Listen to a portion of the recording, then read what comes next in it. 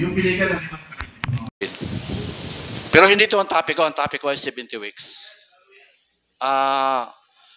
Pinag-usapan namin doon ni Brother George na yung masamang alipin na binigyan ng talento at inilibing niya. Kung sabi ng hari, kung ibinigay mo sana yan sa iba, dapat mayroong makikinabang. Diba?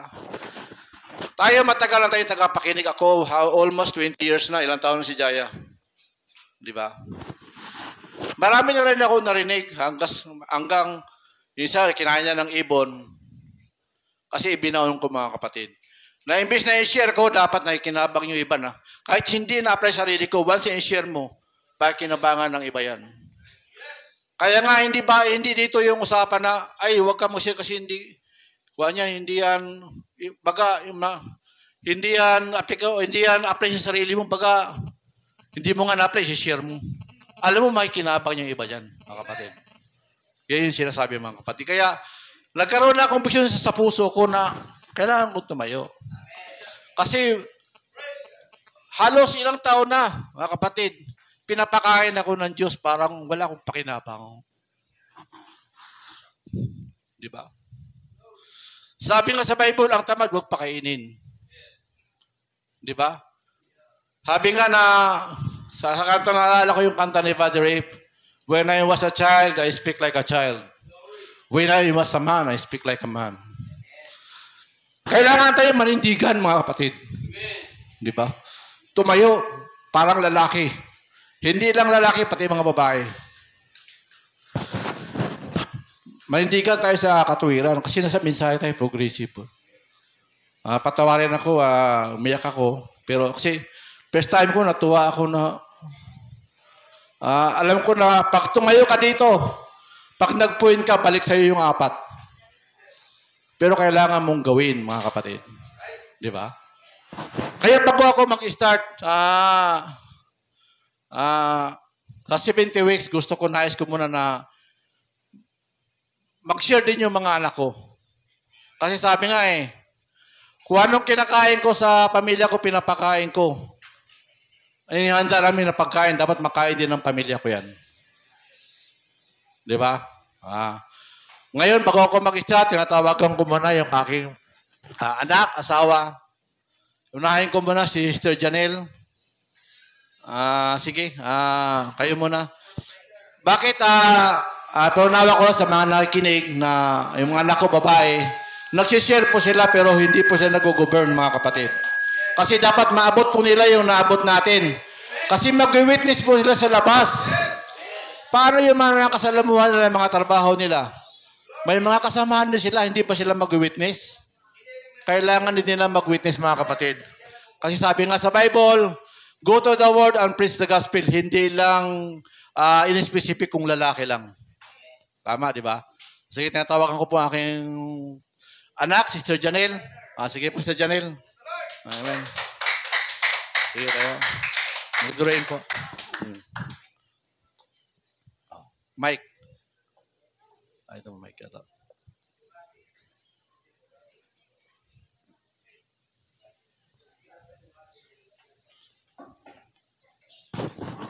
Praise. Yun, magandang umaga po sa lahat, lalo na po sa Diyos na buhay.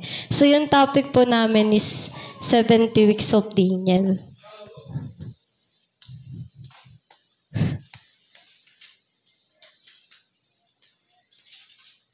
Yan.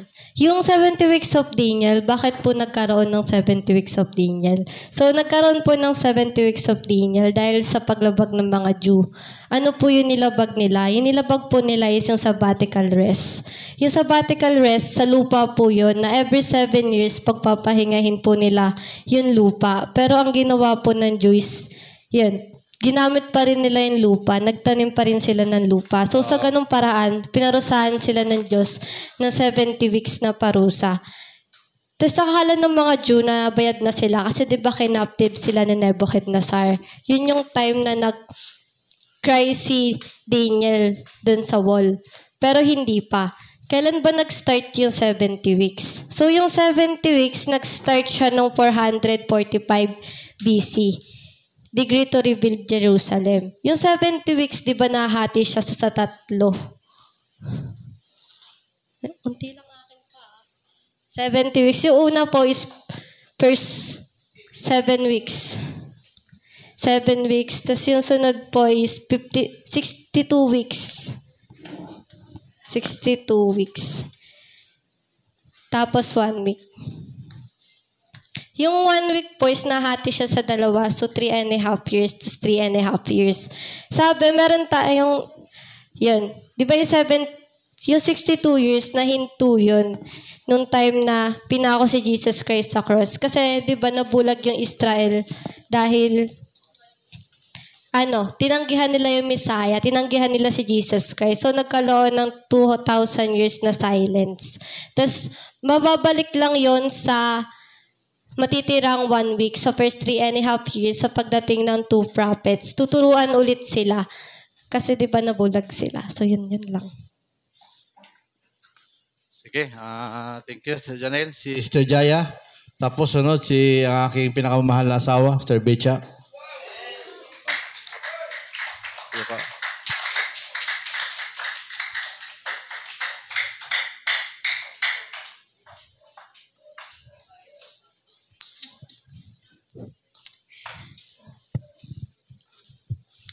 Ayan. So, magandang umaga po sa inyong lahat. So, bago po ako mag-share, meron lang po akong i-share sa inyo. Ano daw? Yan. So, kumbaga kanina kasi, habang nag-aawitan, parang naano ako dun sa kanta na Tanging Alay. So, wait lang. Inaagawan ka talaga ng moment si Papa. Okay. Hindi kasi before, syempre ako naman yung unang anak. Ako talaga yung panganay. So, nakita ko kung paano kami magsimba before kasama namin si Lola Bergie. So, kung sa di nakakaalam, yun yung mama ni Papa. So, lola ko, na hanggang sa nawala na lang siya, nandito pa din kami sa simbahan na to. So, thanks to her. Yun, ganun. So, ayun. So, pwede na bang di na ako mag-share? Joke lang. So, yung i-share ko lang is preview lang din siya ng 70 weeks kasi yung kabuuan kay Papa na. So, sabi niya doon, ano ba yung essence kung bakit kailangan natin aralin si 70 weeks? So, tanong ko din to, actually a week na. Parang, bakit ba yan kasing ituturo? Parang parang ang lalim naman, ganto ganyan. So, sabi sa akin nila Papa, mag-search daw ng audio ni Bar Francis, ganto ganyan. Wala akong naintindihan, to be honest. Kasi, yung audio ni Brother F, na siya progressive na siya. Hindi na siya parang pang newbies pa lang na kung aaralin mo yung umpisa ng 70 weeks. So, hindi siya. So, nag-asa ko kay Ate Lisa, kala Papa, kagabi. So, sabi ko, hindi ko talaga maintindihan, parang magbe-breakdown ako sa 70 weeks na to. Na parang ito ate yung magpapaiyak sa akin. So, sabi niya, hindi, tanongin, kasi sabi niya nga yung preaching nga ng Brother F, yung mga audio is progressive na. So, kahit ilang taon pa yung nakalipas, kunyari, 2020, 2018, yun yung mga nakita kong audio. Wala talaga ako naintindihan. So, ayun, sabi niya doon, si 70 weeks, ano ba yung pinaka-history? Kailangan balikan kasi natin. Hindi na yung parang, kumbaga, mag-uumpisa tayo sa gitna. So, si history ng 70 weeks from the Jews, di ba nga, sabi doon, kung naririnig niyo yung turo ng Sabat, na kunyari, sa ikapitong araw, kailangan ipahinga. So, si sabbatical rest is 7th year. So, kung ika-7th year, dapat ipapahinga ng mga Jews yung lupa. Hindi nila nagawa. So, binigyan sila ng parang sanction ng Panginoon na parang naipon lahat ng mga kasalanan nila. So, ano-ano ba yung mga naging kasalanan ng Hudyo o yung mga pagkukulang nila? Una doon is yung pinakamalaki sabbatical rest, hindi nga nila pagpapahinga ng lupa, and then yung pagrereklamo nila during the time, di ba? Sinalba na nga sila ng Panginoon from Canaan, ganto ganyan, and then nagrereklamo pa din sila. Gusto kasi nila, yung mga Hudyo kasi, parang naano ko lang na eto lang para naman sa akin, is parang sila, futuristic, kasi nga galing sila, di ba, sa captivity, na wala silang parang freedom. Ganun talaga yung nangyari sa kanila, nakulong, walang freedom. So, ang pinaka magiging impact sa kanila nun, kapag binigyan ako, kailangan may matitira pa ako kinabukasan. Yun yung gustong mabago ng Panginoon, na kumbaga, ngayon yung isipin mo, ngayon yung lakarin mo. Ganun yung gusto ng Panginoon. So, nagreklamo sila doon kahit binibigyan na sila. Nagkaroon, di ba, sa kanila ng war, nang hingi sila ng hari, unang hari nila si Saul, and then after that, si David. So sabi doon, yung mga hari na yun, hindi naman dapat sila magkakaroon ng hari kasi originally, direct sila sa Panginoon. Hindi sila katulad natin na parang need pa natin ng president, ng king, yung mga ganito, ganyan. Sa kanila, hindi na kasi dapat direct na sila sa Panginoon. So parang doon pinagbigyan sila ng Panginoon ulit si Saul, si David, and then pero hindi pa rin naging sapat sa kanila, gumawa pa sila ng Diyos-Diyosan. Kumbaga ang essence nun, binigay na sa'yo lahat ng Panginoon, pero ang dating, hindi mo pa din siya parang tinanggap ng buo. So doon nang umpisa yung 7th year. So, ito yun. Yung 7th weeks na binigay sa kanila. After that, akala nila tapos na. Diba yan yung time sa Babylon and then kay King Cyrus. So, after nun, parang sabi ni King Cyrus, bumalik na kayo sa homeland nyo, mag-build kayo ng city, ganito, ganyan. So, sabi ni David, Daniel, parang sabi, bakit nakatayo na yung city pero hindi pa rin sila nare-rebuild? Nandun na yung templo, ganyan. Pero sino ba daw yung pinaka-templo? 'Di ba? Hindi lang siya yung building talaga. Yun yung pinaka-Israel. Sila talaga yung pinaka-dapat i-rebuild. So, nagpatuloy yung weeks na yun to the 62 weeks. And then, naputol siya dito. May putol yan. So, naputol siya dyan. 'Di ba sabi doon, sa 62 weeks, nagkaroon ng trouble sila Alexander the Great, tsaka yung 4 general, sila yung mga nagpahirap talaga sa Israel. And then, dinagdagan pa siya ni Antiochus Epiphanes na dinumihan nga yung temple. And then, dumating yung mga Maccabees para linisan yung temple. So, sabi doon, after nun, nagkaroon ng parang, matatapos na yung 70 weeks. Parang nasa 69 weeks na sila in total. Nagkaroon ng parang grace sa kanila yung Panginoon na binigay ng Diyos si Jesus Christ. Pero anong ginawa nila kay Jesus Christ? Di ba pinako nila si Jesus Christ? And then addition pa doon, binigyan din sila ng 12 apostles. Pero lahat yun, pinatay nila. So nagkaroon ng silent year. So si silent year, ito yung walang dumating na propeta sa kanila. Yun yung parang sa kanila ng Diyos na binigay ko na sa inyo yung lahat, pero tinanggihan nyo, pinapatay nyo pa. Anak ko yung propeta, yung parang ganon. So, sa kanila, naging silent year yun, pero sa atin, naging open doors yun, na parang doon nag-crafted naman yung mga Gentiles. So, kapag tinanggihan ng Jews, may papalit, may ibibigay yun sa iba. So, binigay yung grace age na yun para sa ating mga hentil. So, after nun, meron pa dibang 1 week left. So, yun yung pinaka-controversial. Kung tapos na or hindi pa, saan ba tong 1 week left? Kasi si 1 week left, nahati siya sa dalawa. Isang 3.5, tsaka another 3.5 para naman dun sa 2 prophets. So, yun lang. Okay, amen. Hello, Sister Bicha.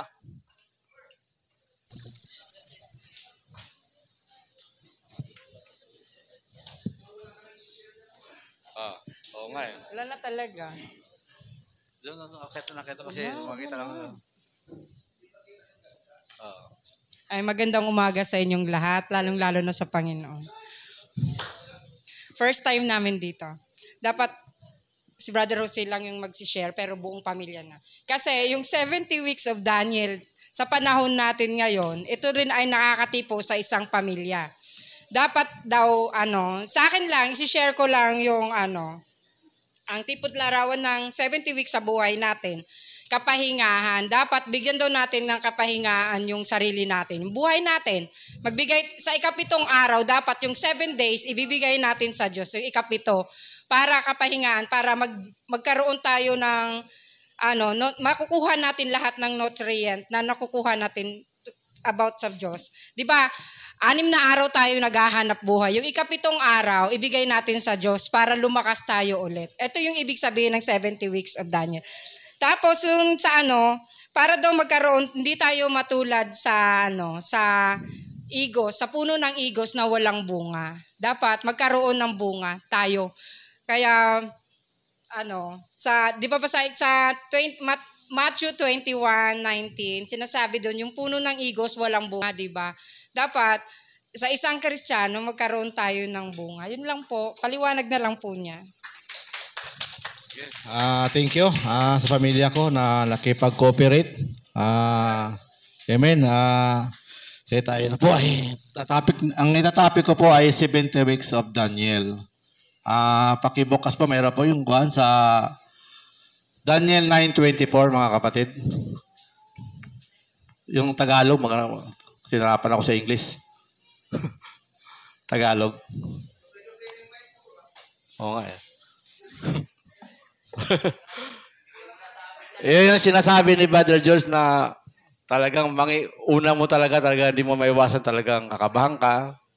Pero kailangan mangibabaw po, mga kapatid. Mangibabaw po na kailangan natin tumayo sa salita ng Diyos. Sige po sa Daniel 9:24.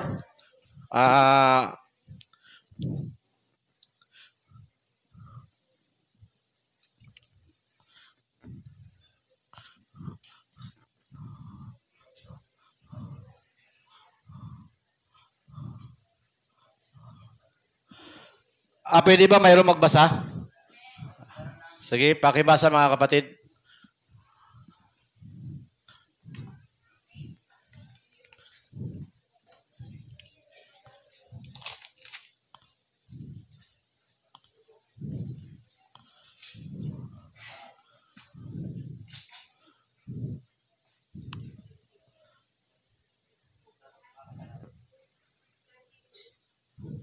"24, 70 weeks are determined upon thy people and upon thy holy city to finish the transgression and to make ends of sins and to make reconciliation for iniquity and to bring in everlasting righteousness and to seal up the vision and prophecy and to anoint the most holy." Sige po. Sabi dito, mga kapatid, 7 linggo ang ibig sabihin, 70 linggo ang ibinigay ng Diyos sa mga Israel, mga kapatid. Paano ba natin malaman na paano nangyari yung 70 linggo, 70 weeks? Basahin po natin sa Daniel 9:2. Sa Daniel 9, natin na kasi bakit mayroong 70 linggo, mga kapatid? Sa Daniel 9:2. Noong unang taon ng kanyang paghahari, akong si Daniel ay nakaunawa sa pamamagitan ng mga aklat at bilang ng mga taon na sinalita ng Panginoon kay Jeremias. Naunawaan ni Daniel yung bilang ng mga taon na ibinigay ng Diyos kay Jeremiah. Ibig sabihin, si Jeremiah yung ipinahayag sa kanya, yung 70 weeks. Bakit mayroong 70 weeks? Kasi kung mayroon tayong yung pagdating nila sa lupang pangako sa Kanaan, ay mayroon talagang utos ang Diyos sa kanila na dapat ipahinga ang lupa sa every 7 years, dapat i-rest ang land, mga kapatid. Tayo ngayon yung sa chart na eternity, yung divided kingdom, ito. Sa divided kingdom, malapit doon sa one.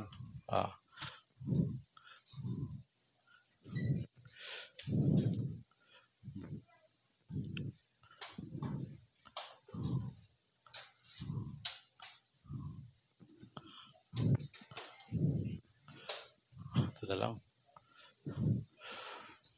One. Wala po.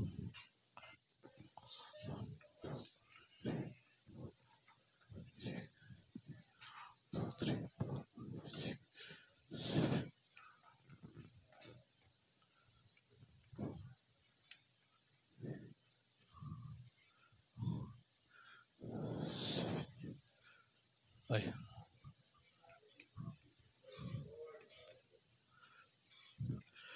Sabi dito, mga kapatid, nung dumating sila dito sa lupang pangako,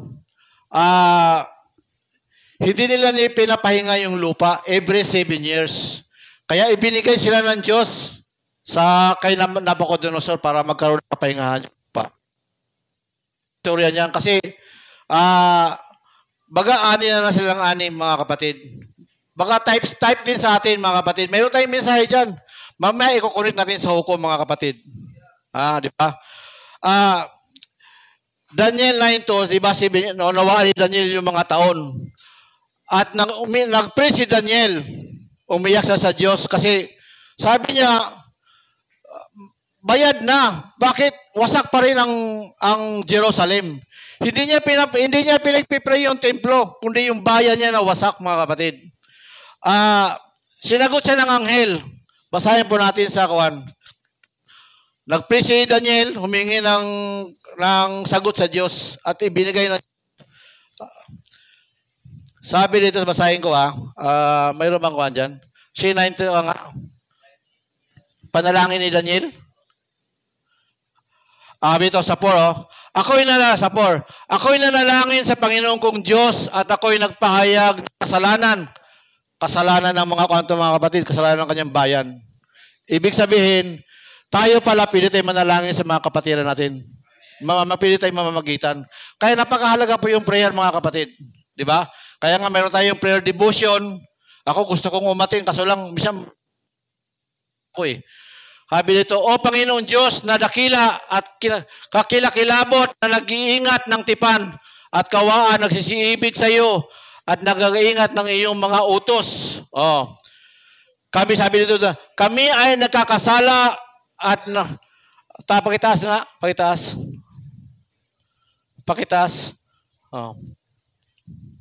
Kami ay nagkakasala, nangagasal sa kaswalian at nagsisigawang may kasamaan at naghimagsik sa makatuwid bagay, nagsitalikod sa iyong mga utos. Nagsitalikod sila. Ano yung utos na binanggit niya mga kapatid? Ito yung utos na kailangan ipahinga yung land. Di ba? Malinaw po yan. Kaya nga, tayo mga kapatid, akala natin simple lang yung utos na ibinigay sa atin, binabaliwalaan natin. Tandaan po natin, sino ba itong tumataka sa mga nangungutang? Tandaan natin, ang utang, takasan mo yan, mananatiling utang yan. Babayaran mo pa rin yan. Pag ialisan mo yan, utang pa rin yan, mga kapatid. Kaya siningin sila ng Diyos. Daniel na siya, at hindi naman kami nakikinig sa iyong mga lingkod na mga magulang sa buong bayan. May mga lingkod na ginamit bago kay Daniel, hindi sila nakikinig. Meron tayong mga sa panahon natin ngayon, mapalad tayo kasi lagi nangungusap ang Diyos. Tuwing gabi pa. Kaso lang wala tayong time. Busy tayo eh. Minsan, uwas ng gawain, pwede naman makinig. Di ba? Nangungusap po ang Diyos sa atin. Sige po, taas po. Taas.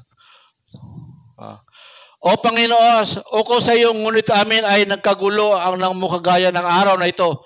Sa mga tao ng Juda, mga manahan sa Jerusalem, at buong Israel na malapit na lahat ng lupay ng iyong pinagtabuyan dahil sa kanilang pagsalangsang ng kanilang.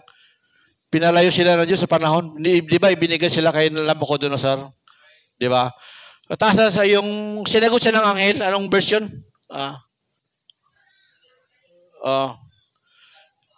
Nung sinagot siya ng anghel.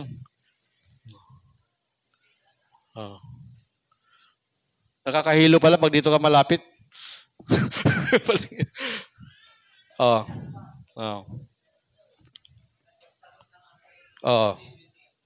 2020. At samantalang ako'y nagsalita at nanalangin, nagpahayag sa aking kasalanan at ang kasalanan ng aking bayan. Israel naghaharap ng aking samo sa harap ng Panginoon kong Diyos dahil sa banal na bundok ng aking Diyos. Taas po. 21. Samantalang ako'y nagsasalita sa panalangin, ang lalaking si Gabriel, yung anghel to mga kapatid, na aking nakita sa pamamagitan ng una at pinalipad na maliksi at hinipo ako sa panahon ng pag-aalay sa hapon. 22. At kanyang tinuruan at nakipagsalitaan sa akin at nagsasabi, O Daniel, ako'y lumabas ngayon upang bigyan ka ng karunungan at kaunawaan. Oo. Di ba? Binigyan siya sa 24. 23. Sa pasimula ng iyong mga samo ay lumabas ang utos at ako'y lumabas ang utos, mga kapatid. Oo. Utos. Dito magsisimula ang 70 weeks. Utos. Mabasa natin sa Nehemiah 2. Di ba? Sige, abanti pa. Ito yung sagot kay Daniel. 70 linggo ang pinasya ng bayan upang tapusin ang pagsalangsang. Nahihilo ako At umakasan ang pagkakasala upang linisin ang kasamaan, upang dalhan ng walang hanggang katuwiran, upang tatakan ang pangitain, ang panghula. 6 yan, mga kapatid, na ibig sabihin ay ilisan nyo na lang, magsulat kayo para maunawaan nyo, kasi alam mo ba, pundasyon to, mga kapatid. Kasi akala natin baliwala lang. Sabi nga ng misis ko, bakit kailangan ba natin pag-aralan yan? 70 weeks? Alam mo, may makukuha tayo ng leksyon dyan. Kasi nga sabi ni Pablo, hindi ko ibig na hindi nyo malaman ng iwaga kung paano pinatigas ng Diyos ang puso ng Israel. Bakit? Kasi may instruction yan sa panahon. Oo. Yung finish the translation, di ba? 6 yan. Tapos incense, reconciliation, everlasting righteousness. Seal of the prophecy, mga kapatid. Tapos anointing of most holy. Di ba? Yan, hukom yan, mga kapatid. Tandaan natin. Sabi ito, sa 70 weeks, ito yung sagot na ibinigay ng anghel kay Daniel na spiritual, mga kapatid. Hindi na yung ismita, yung sa batikalan. Kasi, bakit yan ang ibinigay? Tapos na yung 70 years na binayad nila, pero may another na naman. Kasi bakit? Hindi sapat sa kanilang 70 years na ibinigay sila sa kaaway. Bakit? Sabi, years, mayroong kapahingahan ng lupa. 70 times 70, 490 years. Backslide sila sa loob na yan, mga kapatid, ng 490 years. Ang akala nila lupa lang, pero yung puso nila backslide. Oo. Yun ang di ba? Yun ang sabi nga, finish and translation, yun ang ibinigay ng Diyos para sila linisin. Di ba? Daniel 9:25. Daniel 9:25. Talastasin niyo bulayin mula sa utos sa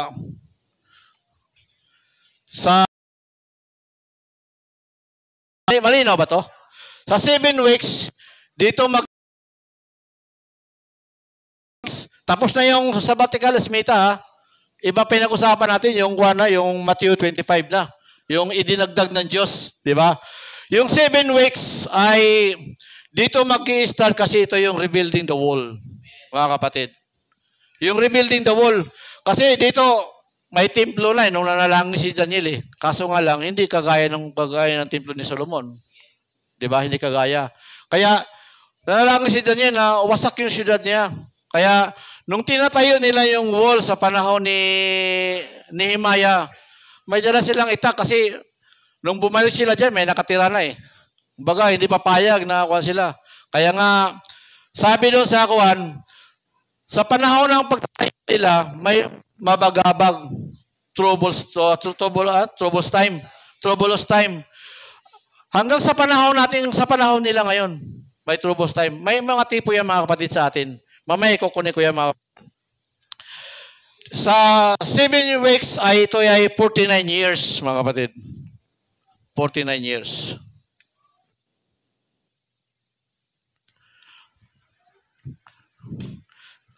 Dahil lang may hinahanap ako. Dahil lang.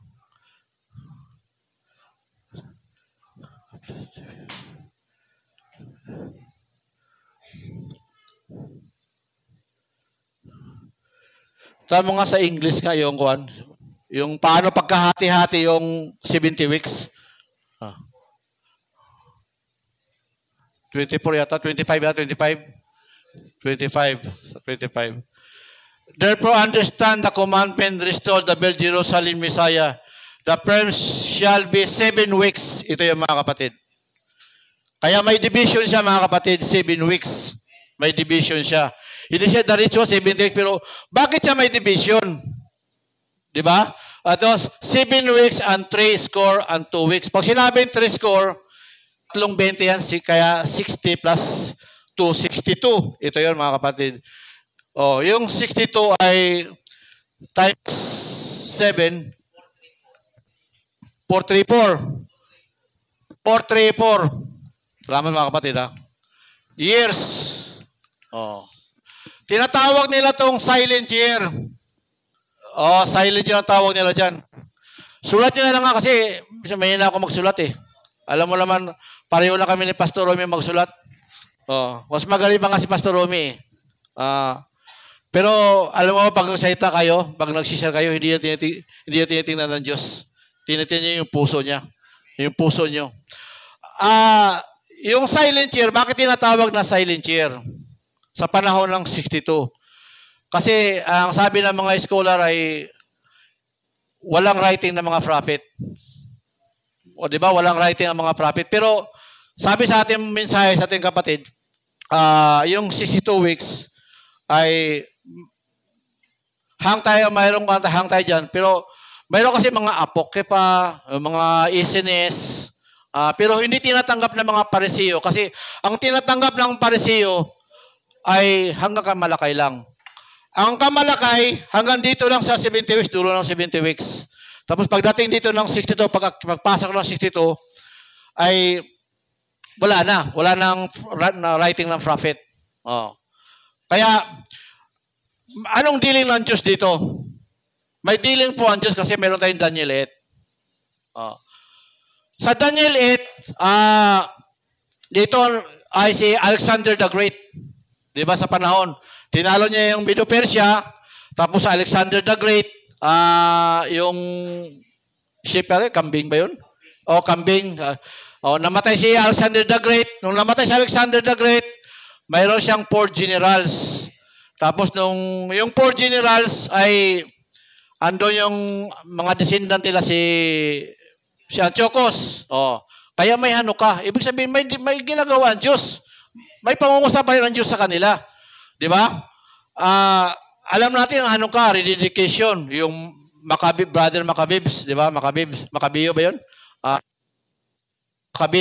Maccabis. Sinsya na sa wording ko, Yun yung mensahe yan sa 62 weeks, mga kapatid. Kaya, may dealing po ang Diyos dyan. 400 years, silent year yan. Pero, ang total mga 434. Kaya, yan. Tapos, sabi dito, 3 score and 2 weeks, and shall be built again the wall. Mayroon pang street shall be built again the walls. And trouble times, mga kapatid. Kaya yung ginagawa nila yung walls, ay yung kuha na yan, yung bakod na to, yung syudad, talagang matindi yung labanan nila. Di ba? Hanggang ngayon, di ba? Kaya nga, ang Israel ngayon, ang gusto nila kapayapaan eh. Baga, pagod na sila gear, pero wala silang magawa. Kasi maraming kalaban na kapalibot eh. Di ba? Sa rebuilding the temple, mga kapatid, dito, yung ginawa nila na templo, hindi pa ganong maganda. Sabi nga na sa Ezekiel 40, mababasa mo na yung blueprint. Tapos sa Haggai 2:9, na sabi doon na mas maluhati kaysa sabi doon na greater than of the former. Ibig sabihin, wala pa, hindi pa nagawa. Kasi sabi nga ni Haggai, hindi maganda yung pangalawang templo eh. Di ba? Ngayon, paano natin patunayan na ang 1 week ay hindi pa nagamit? Sa Nehemiah 2:1. Pagkaman Nehemiah 2:1. Kasi ang paliwanag ng iba na yung itong 3.5 years ay kinain na ni Kristo.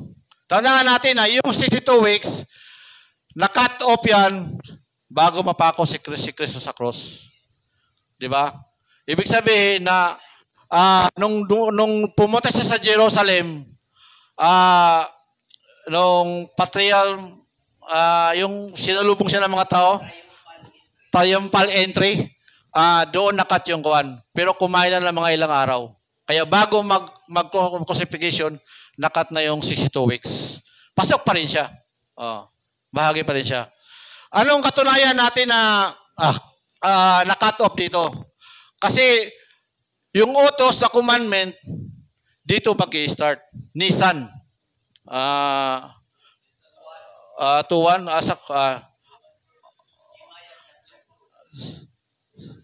Mabawasan mo rin sa Daniel 9:2 yan, yung commandment. Sabi to, it come to pass in the month of Nisan, in the 20th year of Atarsis. Sa panahon ni Atarsis, na sila ni Longimanus ba yun? The king that wine before him and took up the wine and gave into the king. Now I had not been for time sad his presence. Kasi nung panahon na nagsiserve yung wanya, yung nagdala ng alak, malungkot ang mukha niya. Tinanong siya ng hari, bakit malungkot ang mukha mo? Kasi wasak yung bayan niya. Kaya nag-utos. Ito yung nagsimula, Nisan. Na-cut off dito, Nisan din makat off kasi hindi pwede na maging 3.5 years kasi hindi siya maging buo whole number. Kaya Nisan to Nisan, dito po siya na-cut off, mga kapatid. Di ba? Naiintindihan niyo po ba? Thank you po, mga kapatid. Sige po.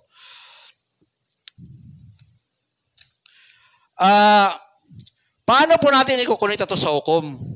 Di ba? Nung nag-pray si Daniel, mga kapatid, sinabi ito kanina, na tayo, pwede rin tayo mamagitan. Tayo sa panahon natin ngayon. Di ba? Na kailangan, ang pag-pray ba, pwede ba natin pag-pray yung mga kapatid natin? Pwede. Kasi bahagi yan na magitan kung paano po si Daniel na umiyak. Di ba umiyak din po si Kristo? Sabi nga niya sa sa John ba yun, na 23 na Jerusalem.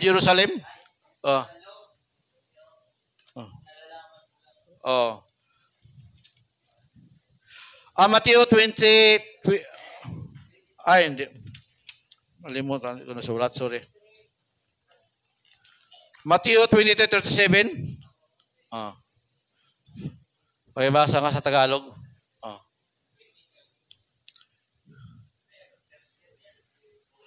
O Jerusalem, Jerusalem, na pumapatay sa mga propeta at pumabato sinusugo sa kanya. Makailang inibig ko kayong tipunin ng iyong mga anak, gaya ng pagtitipon ng inahing manok, ng kanyang mga sisiw, sa ilalim ng kanyang mga pakpak at ayaw kayo. Ang kapatid. Nakita ni Kristo yun, mga kapatid. Yung 38. 38. Narito ang iyong, patas ka, Brother David. Narito ang iyong bahay ay iniiwan na sa inyong wasak. Kaya nga, may mensahe po yan sa atin. Sabi nito sa Daniel 9:24, ikakabit ko sa hukom, yung sabi doon na finished the transgression and sin. Paano ba tayo magkapatawad sa kanan? Di ba? Sabi nga ng tinanong si Kristo ng mga apostol ni Pedro na, Panginoon, ilang bisis mo ba patawarin? Sabi ni Kristo, makapitupong bisis. Yung binanggit ba ni Kristo yun, wala bang kaugnayan sa 70 weeks yun? May kaugnayan yun. Kaya nga, ikuha ko lang ito lang. Katulad nung binanggit ni Kristo na kayo mga lahing ulupong, may kaugnayan sa panahon ng Genesis. Kaya yung binanggit niya makapitong bisis, may kaugnayan po sa 70 weeks, mga kapatid. Kaya po, sabi ni ating, balikan ko yung binanggit ko kanina, na sabi ni Pablo na hindi niya ibig na hindi niyo malaman ng hiwaga. Kasi bakit? Inugpong lang tayo. May makukuha tayong leksyon niya, mga kapatid. Di ba? Alam natin na sa panahon natin ngayon, kung paano ang Israel na naging literal sa panahon nila. Sa panahon natin ngayon, mayroon tayong mensahe ng progressive na kapayagan. Dapat makuha natin yung nutrients niyan, yung 70 weeks. Kasi inugpong tayo eh. Hindi tayo pwede magmamalaki na, di na namin kailangan yan. Ipinahayag ni Pablo yan, mayroon siya pagsigasig. Hindi ko ibig na hindi nyo malaman, mga kapatid. Sabi ni Pablo. Kaya nga, ang pagpatawad ay sa Daniel 9:24, alam natin mga kapatid na sa atin, nakikita natin na ang ating iglesia, wasak, ang ating pamilya, mayroong kasalanan.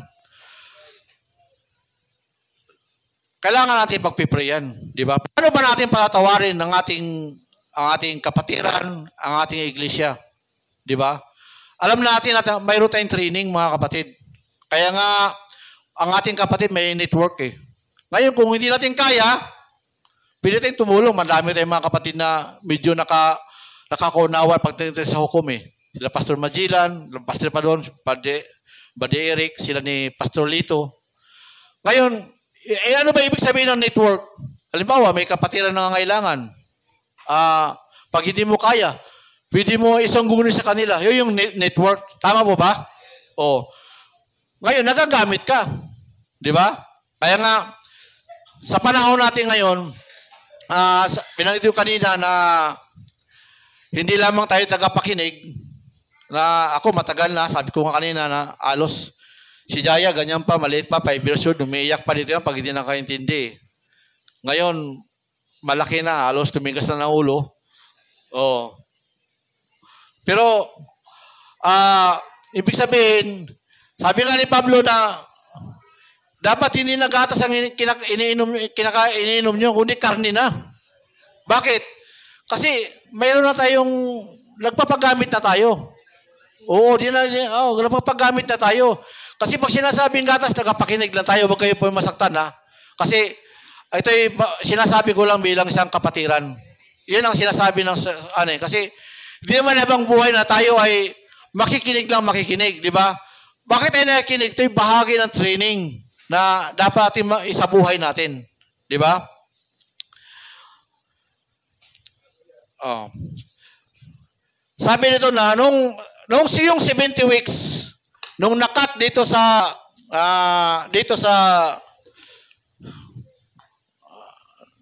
si Daniel ba nag-drawing nito?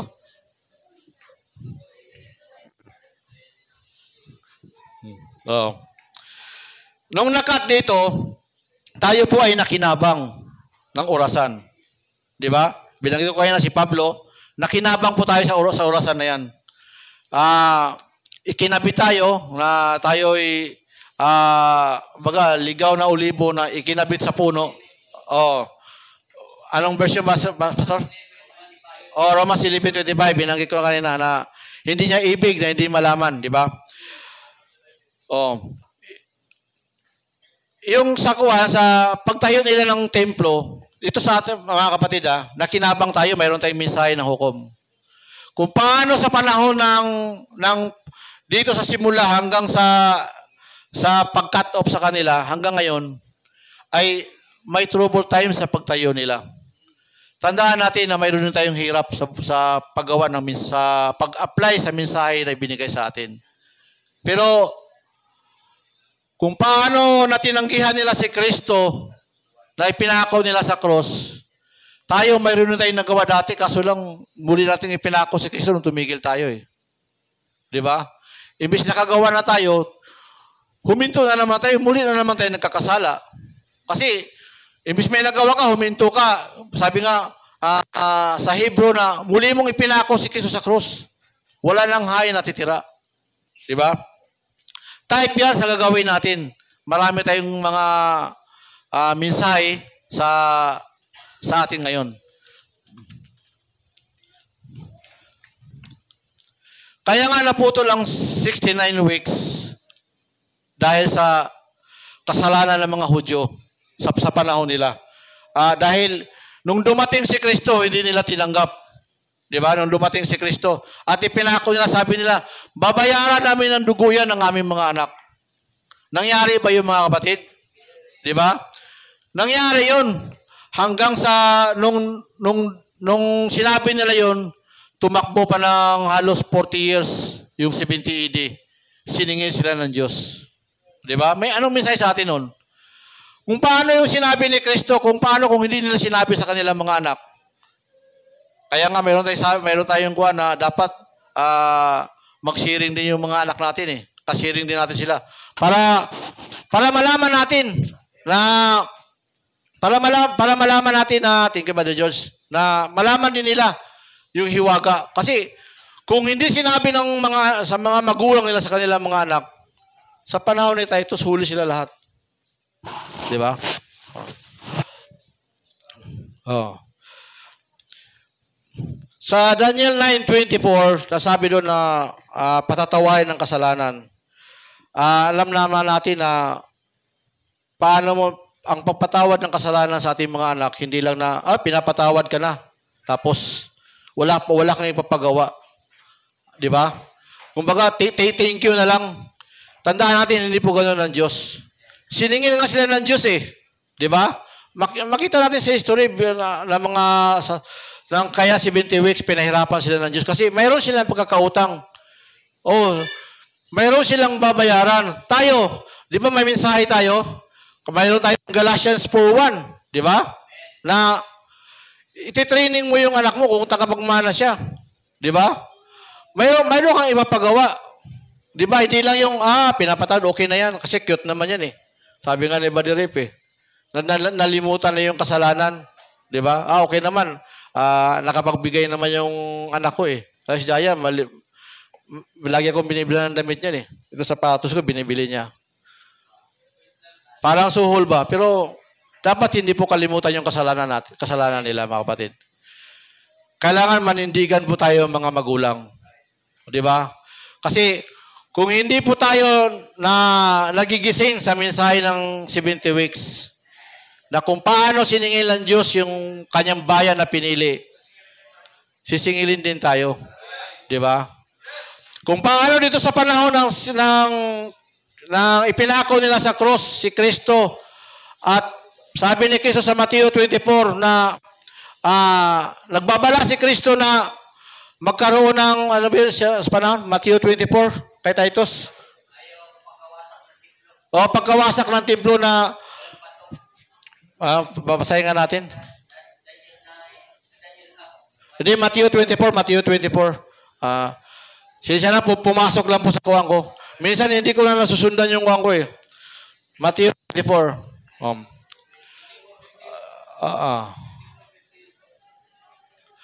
Kaya nga, pagkakita ninyo ng mga kasuklam-suklam na panira sa sinasalita ng pamagitan ng propeta Daniel, ay natatayo sa dakong banal unawain ng bumabasa.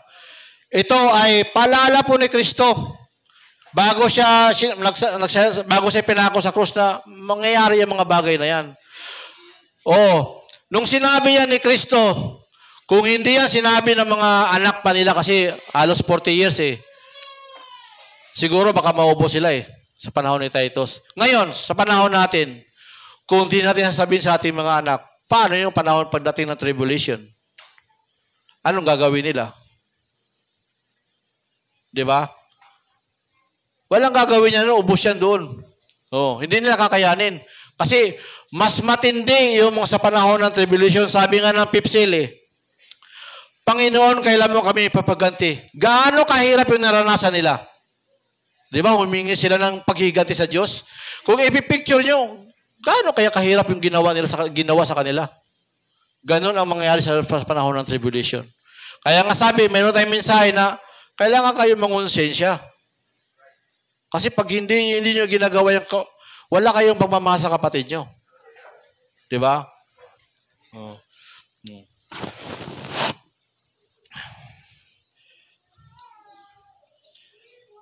Sabi ni Kristo, binayaran nila. Di ba may mensahe tayo na yung tagusan sa piti? Kaya nga, sa Isaias ba yun na hindi hiwalay sa bibig ng inyong mga magulang sa inyong mga anak? Ibig sabihin, ililipat mo. Di ba? Yung, ano man yung natama mo, ililipat mo sa mga anak mo hanggang sa mga kawapuhan mo. Di ba? Pasensya na kayo kasi hindi ko kabisado yung mga verse kasi generation to generation. Mayroon akong kuhan dito pero hindi ko na nasundan. Kasi pag totoo pala, pag nagsasita ka dito, minsan may pumapasok. Pero yan ay mensahe ng Diyos yan. Pagtiisan niyo ako mga kapatid sa mga bagay na yan. Kasi pagpapalain kayo ng Diyos. Di ba?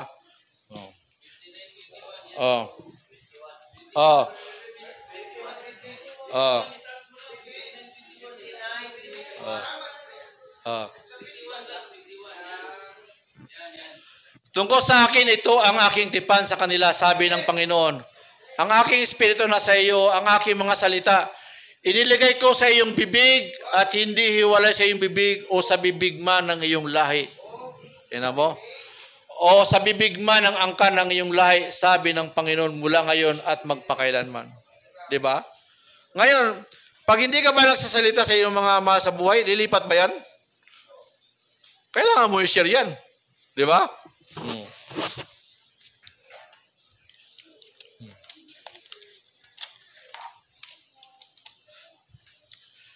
Kaya kawawa yung mga kuha natin, pag hindi na po natin na kawawa po sila pagdating ng rapture. Ang pagpatawad ng kasalanan ay, paano natin malaman na napapatawad sila ng kasalanan? Di ba? Kailangan, sabi nga, may mensahe tayo sa hukom. Kailangan maging biryan. Oo. Kailangan turuan mo sila na maging biryan. Di ba? Kaya, sa cut-off dito, nung kinat sila, pumasok yung Gentile dispensation sa atin na to. Yung sinabi ko kanina na yung progressive na mensahe sa atin. Kasi sa atin to time na to, yung 7 church ages, dito mo na yun, no? Kasi naputol yung pan eh.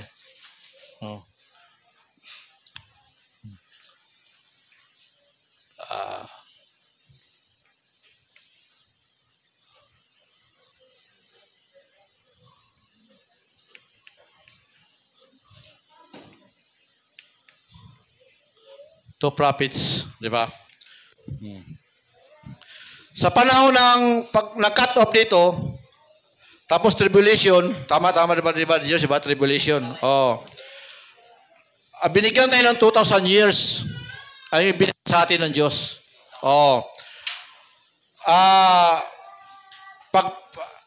Yung 1 week, ito yung, di ba, yung 69 weeks, dapat isang araw na lang. Isang araw na lang, dapat matatapos na yung kasalanan ng Israel. Pero ang ginawa niya, tinanggihan nila si Kristo. Kaya, sabi nga ni Kristo na, pumaparito ako, pero ibang pangalan ang tinatanggap nyo. Di ba? Iba ang tinanggap nyo. Kaya, doon sa Daniel 9:24, balikan ko lang. Daniel 9:24.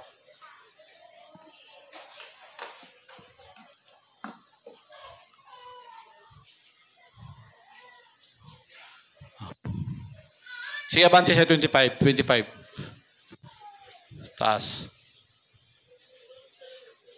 O talastasin nga bulayin na mula sa paglabas ng utos, si Saul tayo sa Jerusalem at pinahiran ng prinsipe na magiging 7 sanglinggo, 62 sanglinggo. Ito itatayo uli na may lansangan ng kuta ang makatuwid bagay ang pagbagabag. 7 sanglinggo. Sige, abante, may nahanap ako 26. At pagkatapos ng 62 sanlinggo, ay mahihiwalay ang pinahiran. Ito po yan yung, nung na-cut off, mahihiwalay. Ang pinahiran, ito po yung si Kristo, mga kapatid. Ipako siya. At mawala ng anuman at gigibain ng bayan ng sanktuaryo ng taong prinsipe. Sino ito po tinutukoy po dito? Kasi sabi nga nabasa ko ni Richard Gunn, ang kuha niya na ito si Titus, hindi ito si Kristo kasi di ba? Tingnan mo sa panahon nito ngayon, nung mahiwalay ang prinsipe, tumakbo pa ng 40 years. Bago nangyari yung sa panahon na gigibain ang bayan ng sanktuaryo sa panahon. Di ba? Nung dumating si Titus, talagang sinira niya yung templo. Di ba? Walang bato na iwan. Sa pamamagitan ng baha, ito yung, ang ibig sabihin ng baha yan, yung dilubyo, yung persecution. Hindi literal na baha ng tubig. Nagkaroon ng digma at mga pagkasira pinasya niya. Sige, taas po tayo. 20. At magpatibayin niya ang tipan sa maraming sanglinggo at kalahati ng sanlinggo ang kanya ipatigil ang hain. Ito na yun sa 1 week na to sa panahon ng to prophet. 3 and a half. Sabi nito na pagtitibayin niya ang pan. Tandaan natin na hindi po yan si Kristo, mga kapatid. Kasi nung dumating si Kristo, hindi po siya tinanggap. Kaya nga, ang mga Israel ngayon ay gusto nila ng kapayapaan. Kasi, kumbaga sa gira, hanggang sa dulo, talagang sa una, hanggang dito, hanggang ngayon. Talagang, kumbaga, parang gusto nila na wala ng gira, kapayapaan. Kaya nga, kung makikinig kayo sa YouTube, makikita nyo halos yung mga Iran, Yemen, sumisigaw na sabi nga, baka kill America. Ibig sabihin, pag nagkaroon na yan, gira na yan. Dito na matutuloy yung Ezekiel na gira bago itayo yung templo. 30-39. Matutupad yan, mga kapatid. Malapit na tayo sa oras na yun, kaya dapat maging sincere na tayo. Kung paano yung mga Israel sa panahon nila na sa simpleng utos ng Diyos, hindi sila naging sincero. Sisingilin din tayo.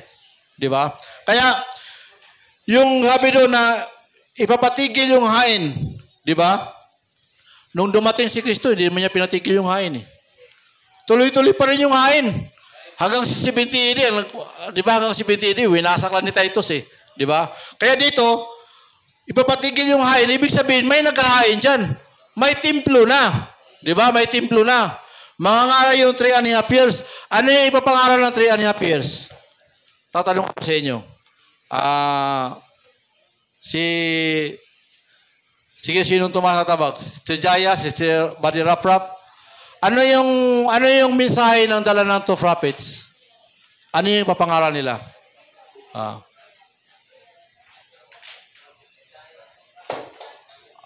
Si Kwan, si Sister Kwan, Abi.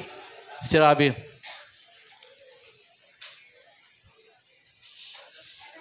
Ang dala ng mensahe ng 2 prophet, everlasting.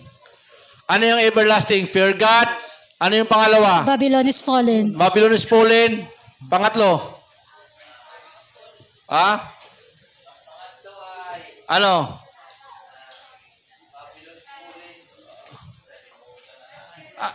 Ano yung pangatlo? Sige na, magbibigay ako ng premium mamaya. May premium kayo mamaya. Anong pangatlo? Basahin nyo na sa Bible. Huwag kang lumapit ka rito at wala nang pandugtong to. Do not receive the mark of the beast. Amen. Tingnan mo? Kailangan natin mag-aaral kasi bakit? Ito yung, sabi ko nga, ito yung pundasyon na yung basic natin, napakahalaga po mga kapatid. Kasi, kung mag-aaral man tayo ng advance, pag hindi natin alam yung basic, mahina po yung pundasyon natin. Di ba? Kaya nga, sa pagtayo ng bahay, napakahalaga yung pundasyon. Pagtatayo. Di ba? Kaya, 3 and a half years, di ba? Magkaroon ng tipan, uupo dito yung Antichrist, papatigin niya ng hain. At magkaroon ng ipapatigil yung hain. At sa Daniel 12, dahil sa galit ng Diablo, dahil natalo siya sa digmaan, dito siya magpupose sa Antichrist. At kawawa yung mga nandito, yung mga Polish Virgin. Talagang pahirapan talaga dyan. Kasi bakit? Sa sobrang galit siya ng demonyo. Kasi ibabagsak siya Kung paano sa panahon ni Antiochus na nakipag-ira siya sa Egypt, natalo siya. Yung galit niya ay binuntong niya sa Israel. Di ba? Ganun din sa panahon ng tribulation. Babalik yan. Yung espiritu na yan. Matindi yan, mga kapatid. Kaya nga, mahalaga na, sabi nga sa mensahe natin na dapat malaman ng ating mga anak, ating mga kapatiran. Kasi kung paano kung mabutas sila ng tribulation, kahabag-habag sila, di ba? Amen? Sana may nakuha po tayo, mga kapatid. Salamat sa Diyos. Hindi ko maano may expand, pero sana may naunawaan po ba kayo? Amen. At pwede po, kasi usapan naman ni Brother George na pwede siya magdagdag, plansahin niya. Yung mga bagay na aking pagkukulang. Pero natutuwa ako, mga kapatid, na akala ko nga kanina, sabi ko, ayos, kunti lang yung makikinig sa akin. Natutuwa ako. Pero alam mo, sa puso ko, doon pala kayo na, parang kinakabahan ako, tapos parang natawanan pa ako ni Padre pa doon. Pero alam mo bakit? Naano ako sa sarili ko na lagi yung inilagay ko sa isip ko na dapat hindi lang ako laging tagapakinig. Kasi dapat ganun din tayo. Huwag niyo isipin na lalaki lang ang mag-share, mga kapatid. Pati din kayo, mga babae. Anong purpose? Bakit kayo tumayo dyan? Di ba? Lang tayo. Di ba? Sa circular na pag-aaral, masipag to matin.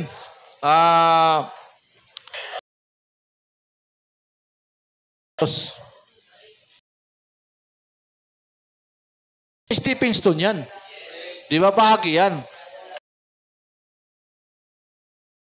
Sabi nga na aking kapatid na ni Brother Eric na kung mapabutan ka man ngayon, tukunin man ang buhay mo, dapat makita na. Di ba? Ngayon, dapat magbayad na tayo ng kasalanan. Kaya nga sabi ng ating kapatid, balikan natin kung saan tayo nahulog. Kaya nga ang 70 weeks, ibinalik ulit yung puso nila. Sa Ephesian Church, yung puso di ba? Balikan mo kung saan ka nahulog. Yun ang mensahe natin. At mayroon ka pa sabihin, Brother George? Mayroon pa. Sige. Sige, salamat, mga kapatid. Sige. Sabi ni Yaya. Mike. Ito na lang.